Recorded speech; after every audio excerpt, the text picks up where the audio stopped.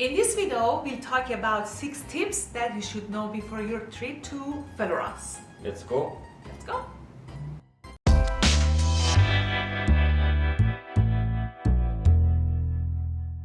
Florence is a very small city. It is very compact and walkable. In fact, there is not a bad area to avoid staying in. But if you want to stay somewhere close to the main attractions, we suggest that you stay somewhere in the vicinity of Duomo or Piazza della Signoria. But if you are looking for a quieter area and a slightly cheaper hotel, stay across the river in Altrano district. Even in that case, you are still close to the major attractions which are located on the other side of the river.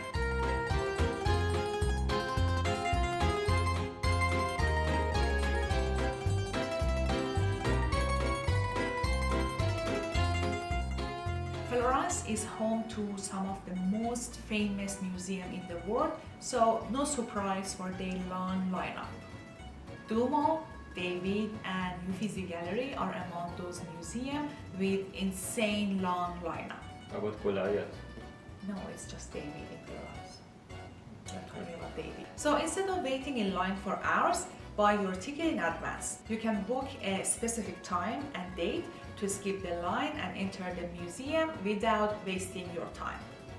So although we went there during pandemic and we expected the lineups to be not super long, we were very surprised to see how much we had to stay in line. And we bought skip the line tickets, so it was very fast and quick for us. Otherwise, we estimated like about 2 or 3 hours of waiting.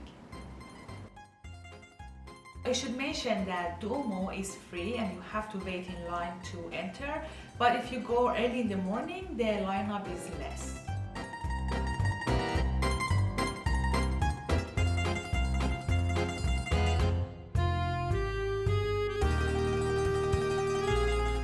Florence is like an open-air museum. It is packed with attractions and sights, but the best part is that it is entirely accessible on foot. Straight out of the main train station to Basilica Santa Maria, Medici Chapel, Accademia Museum, Uffizi Gallery, and Piazza della Signoria all are just 30 minutes walk. So be prepared for a lot of walk on the historic cobble street. That's why I think you should definitely wear comfortable shoes. Don't wear high heels.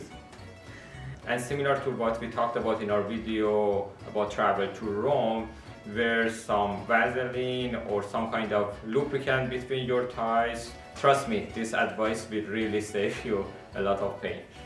Good point, specifically in summer when it is hot and humid, so you should be more careful about it.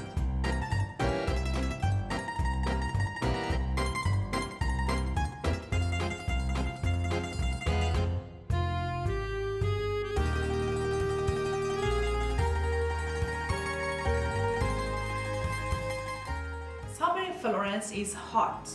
Specifically in July and August, it is hot and humid, totally unpleasant. And this is where we made our first mistake during our trip to Florence.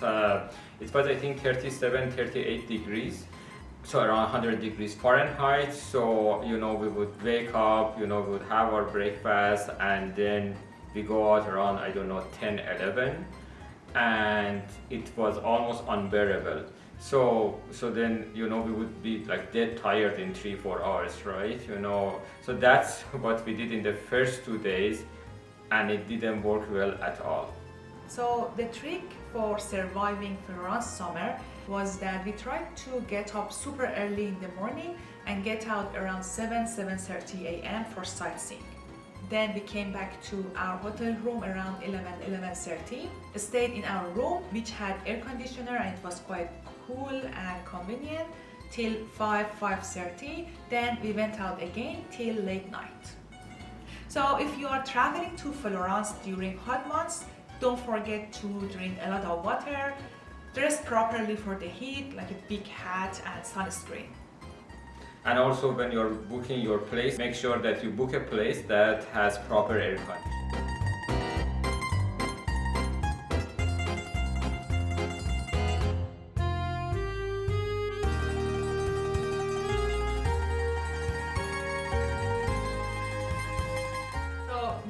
let's talk about photography. And this is where we made our second mistake of the trip. And basically we were trying to take photos, in the middle of the day, in the afternoon, in the evening. And then we came up with this neat trick. So when we started leaving early in the morning, like 7 a.m., 7:30, no one was around, right? So if you are into photography, this is how you can take great photos without crowd bothering you. That was a great point from your perspective because he is in charge of photography. Yeah, because I have to take like 100 photos of every scene. So now I could make like 10 photos instead of 100. 100 photos, if not more. If not.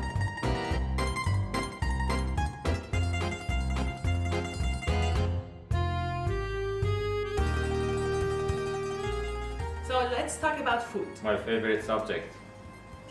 Florence, like other major cities in Italy, has its special dish, which is Florentine steak. We have a very good friend in Florence and she really helped us a lot. She gave us a lot of local tips that helped us a lot to enjoy our stay in Florence more. There are a lot of steak houses in Florence and it's hard to choose one or the best one. She recommended to us an amazing restaurant for trying Florentine steak, and it turned out to be one of our greatest experiences in Florence. I highly recommend you to try this Florentine dish. You won't regret it. The size, as you can see here, it was gigantic, so we barely managed to finish it. But yeah, we did that. But it is a bit pricey, but it's once in a while.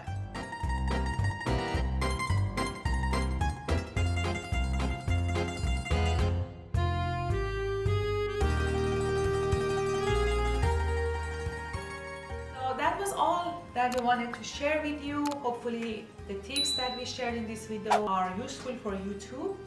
If you are traveling to Rome, there is another video, you can find it in this link, that we shared the tips and mistakes that we made in Rome. Thank you for watching this video and see you in our next video. ciao. Ciao.